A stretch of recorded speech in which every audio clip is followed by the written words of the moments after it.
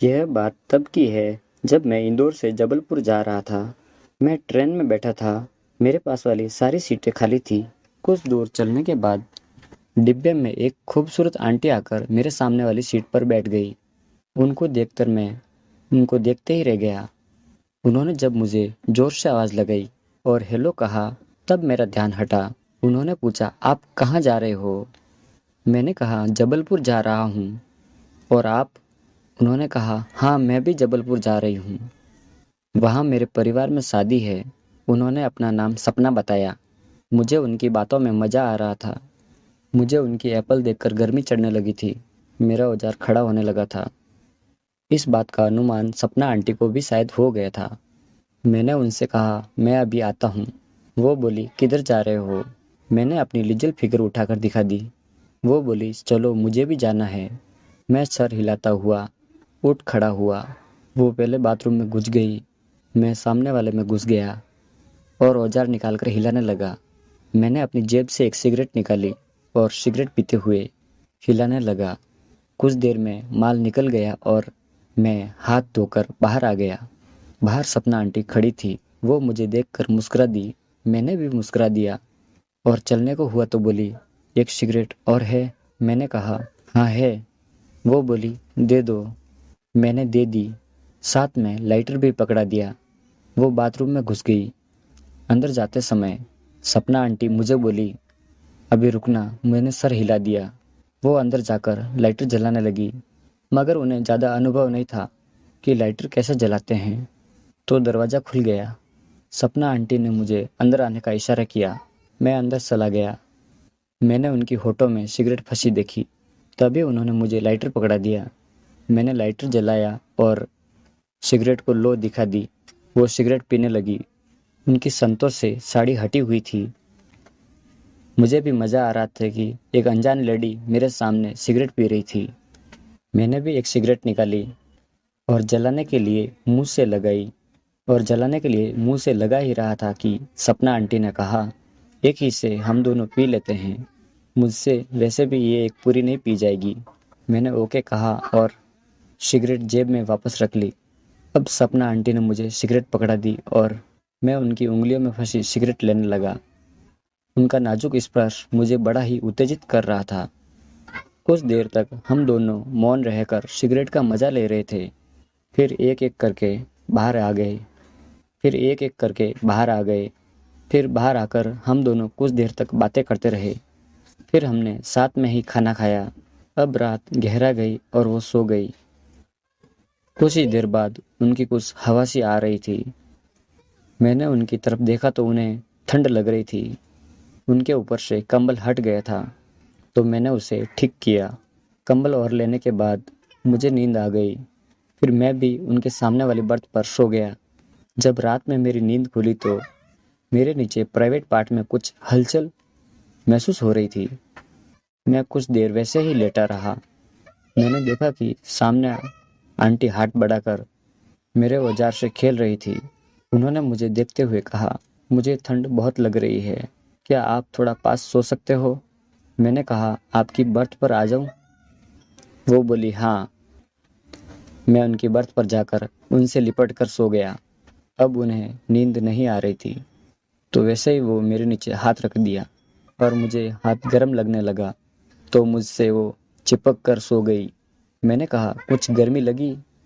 वो हंसकर मेरे होठों से होठ लगाकर गर्म सांसें टकराने लगी। मैंने न जाने क्यों उन्हें चूमा नहीं और मुंह अलग कर लिया। कुछ देर बाद उन्होंने मेरी तरफ अपना पिछवाड़ा कर लिया। उन्होंने ठंड लगने के कारण उन्होंने अपने पिछवाड़े को मेरी तरफ कुछ और दबा दिया।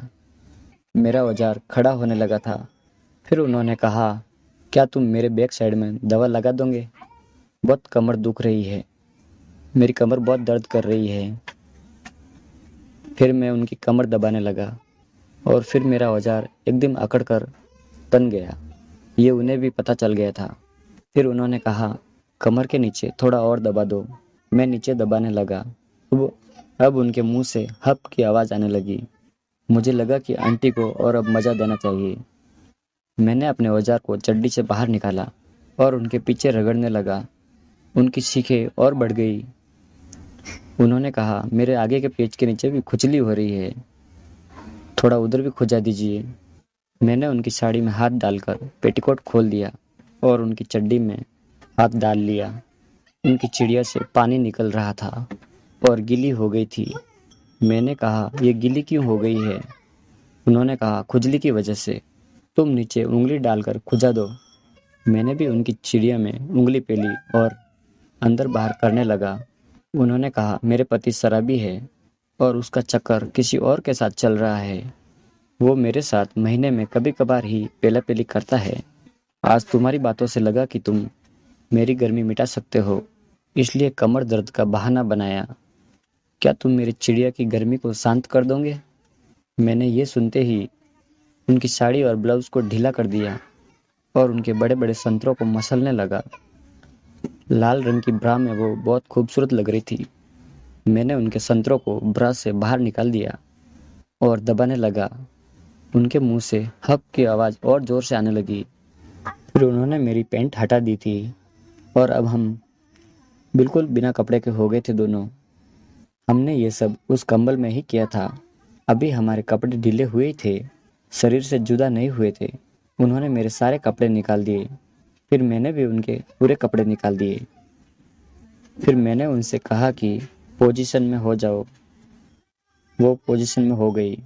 अब मैं उनकी चिड़िया चाट रहा था और वो मेरा औजार। ऐसे ही हम दोनों 10 मिनट तक औजार चिड़िया चाट रहे थे। फिर उनसे रहा नहीं गया तो मेरी चिड़िया से अब रहा नहीं जा रहा। प्लीज़ इसको अपने मोटे औजार से पेल दो। मैंने अपने औजार के ऊपर उनको आने को कहा। वो मेरे ऊपर चढ़ गई। मैंने अपना औजार उनकी चिड़िया में घिस दिया। औजार एकदम तैयार था। मैंने अपना औजार हाथ से पकड़कर उनकी चिड़िया की गुफा में डाल दिया। उनकी चिड़िया बहुत टाइट थी, पक पक कर रही थी। किसी तरह से औजार अंदर घुसा। हम दोनों चुम्मी करने लगे। तभी उनकी आवाज़ आसपास के लोगों को ना सुनाई दे, मैं धीरे धीरे उनकी चिड़िया को पेलने लगा। उन्होंने कहा, मज़ा आने लगा है। अब फुल स्पीड में धक्का दो और तेज। और आज से पहले मुझे इतनी खुशी कभी नहीं मिली। मेरे पति का औजार बहुत छोटा सा ही है, आंटी ने बताया। मुझे तुम्हारे जैसे औजार की ज़रूरत थी, जो आज पूरी हो गई है। और तेज तेज पेलो। मैं उन्हें धुआंधार धक्के देने लगा और 20 मिनट तक पेलता रहा। उन्होंने कहा, अब तुम मेरे ऊपर आ जाओ।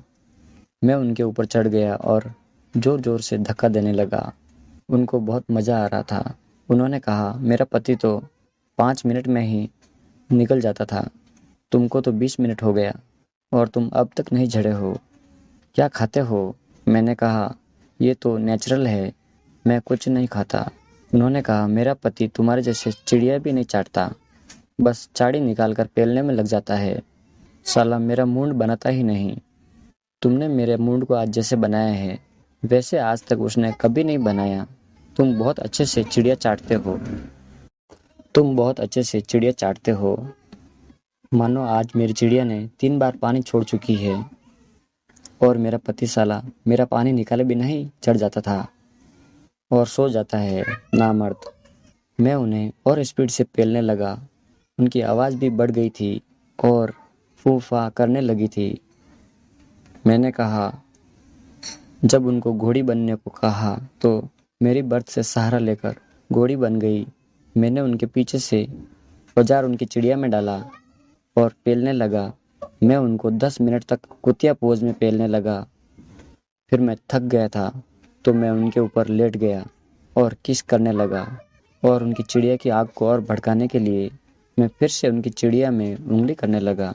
उनकी आग भड़क गई थी और उनकी चिड़िया में से फिर से पानी निकलने लगा था। सपना आंटी फिर से गर्म हो गई थी। उन्होंने कहा, आज मेरी चिड़िया को फिर से पेल दो। और मैं फिर से उनकी चिड़िया पर औजार टिकाकर अपना औजार उनकी चिड़िया में पूरा पेल दिया। उनकी चिड़िया को मैं ज़ोर ज़ोर से धक्का देने लगा, जिससे उनको दर्द के साथ खुशी भी हो रही थी। मैं उनको पेले जा रहा था। जो उन सूखे से उनकी चिड़िया पूरी खुल गई थी, जो बहुत दिनों से पैक थी। देर तक पेले जाने से चिड़िया में जलन सी होने लगी थी। वो मुझे रुकने को कहने लगी और उनकी आंखों से आंसू आने लगे थे। मैंने कहा ओके। उन्होंने कहा नहीं, ये खुशी के आंसू निकल रहे हैं, इन्हें आने दो, तुम रुको मत, बस पेलते रहो। मैं उनको फुल स्पीड से पेलता रहा, फिर अंदर ही जड़ गया। मैंने उनको उस रात 3 बार पेला। अगले दिन हम दोनों जबलपुर पहुंच गए। मैंने उनका फ़ोन नंबर ले लिया और उन्होंने कहा मैं इंदौर जाकर तुम्हें फ़ोन करूंगी, मिलना ज़रूर। हम दोनों ट्रेन से उतर गए।